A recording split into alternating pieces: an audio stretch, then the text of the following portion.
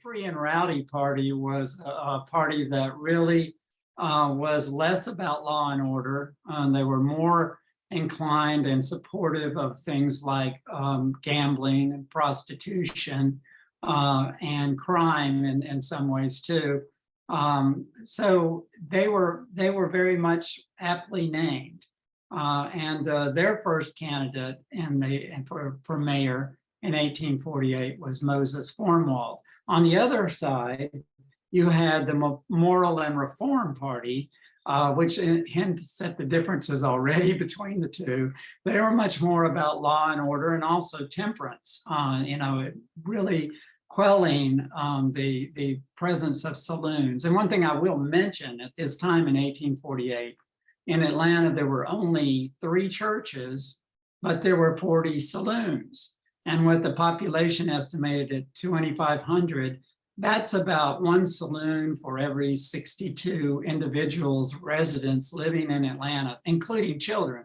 So you kind of had a sense, again, of the kind of frontier life that was represented in these early years of Atlanta and this first election of Atlanta. And the candidate for the Moral and Reform Party was Jonathan Norcross, born in Maine, the son of a minister, a very kind of pious person who came to Atlanta and later became he was both the sawmill owner and later the owner of a dry goods store. And he was really very much in line with what the Moral Party was about. So yes, very different kinds of approaches here. There were different ideas about where he was born, Germany, elsewhere. But the one thing we do know for certain is that in 1844, Moses Formwald moved from Knoxville, Tennessee to Decatur, Georgia. And he set up a partnership with John Adams in Decatur in a kind of tinware shop. In 1846, that business partnership dissolved, and Formwald moved to Atlanta. He set up another tin and copper business on Decatur Street, and his prime product, his most popular product, was a copper still for making liquor. So that gives you a kind of sense of where he was. In addition, he opened one of the first saloons in Atlanta, on Murrells Row, and that's one of those notorious areas of Atlanta at that time, named for a famous Tennessee murderer. And it was very much a place where, well into the 20th century, you had things like cockfighting, other illegal activities. It was a red light district. It was a place that drew criminals really from all over the South. So it was one of those areas very much that was known for its being a kind of den of iniquity, as they call it, I think. So that was one of the focuses for the Moral Party. They wanted to get rid of that, and they wanted to get rid of 2 other, in particular, kind of notorious areas in the early city. And one of them was a place called Slabtown. And Slabtown was a kind of early slum on the edge of the city. And that was where Jonathan Norcross came and later to set up his sawmill.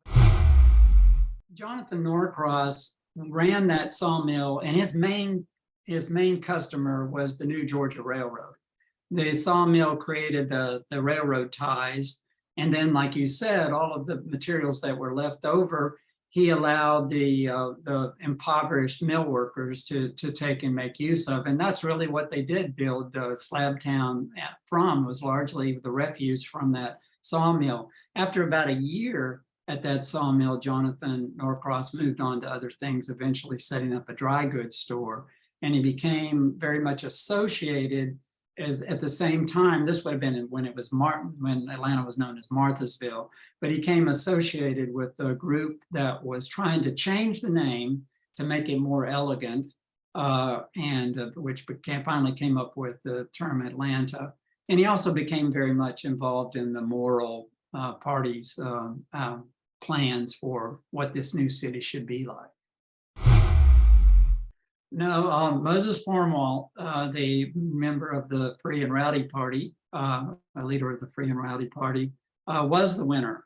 That part was not contested, but the election itself was not without disturbances. I believe there were reported over 60 fights within the city during that campaign. So it was kind of a contentious thing because there was many things at stake. And for the Free and Rowdy Party, many of them were owners of distilleries and brothels and gambling houses.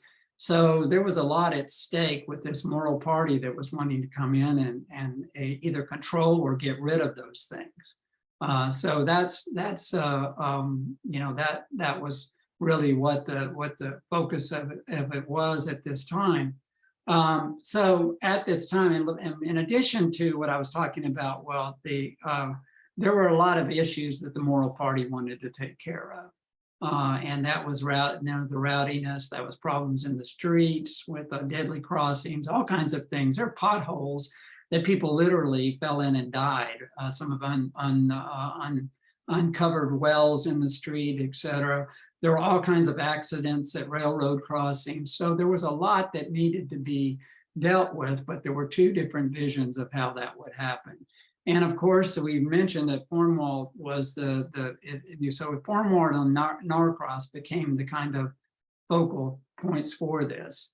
But another interesting thing about the election was not only Moses Formwalt's victory, but also the fact at that time that the mayors only served a one term in office. He actually had a really large impact for his short term in office.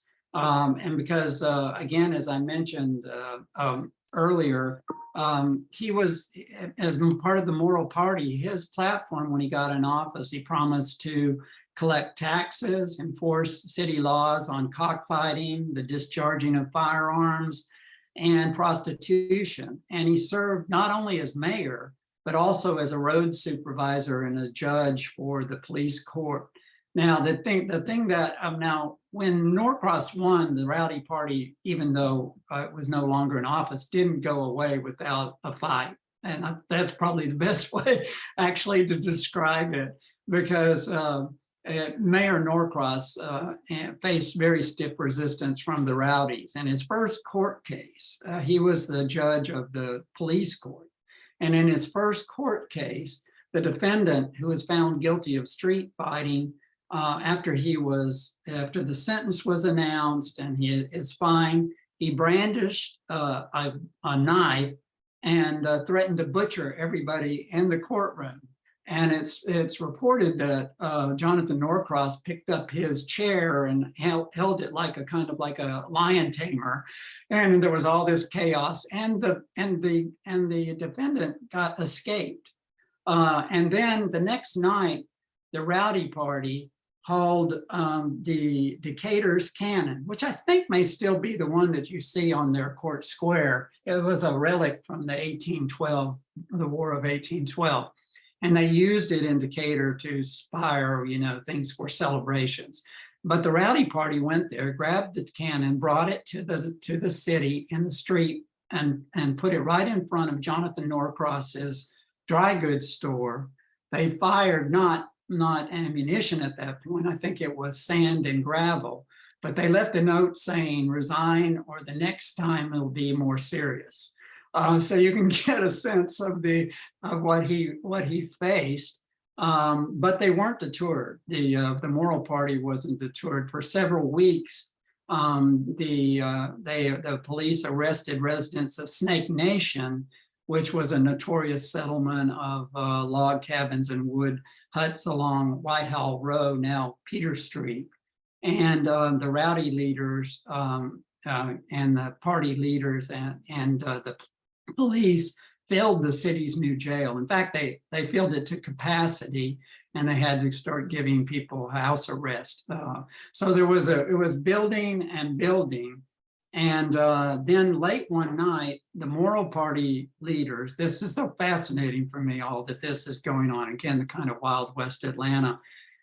For several weeks, the police arrested residents of Snake Nation and the rowdy party, and as I said, and filled the jail to capacity. But then late one night, the Morrill Party and deputized supporters who were known as white caps because they wore white hoods, reminiscent of Ku Klux Klan, I guess, to disguise their identity. And they swept into Snake Nation. They went into the bars. They whipped the men that they found there. They took the women and put them in wagons and took them in, and dropped them off in Decatur.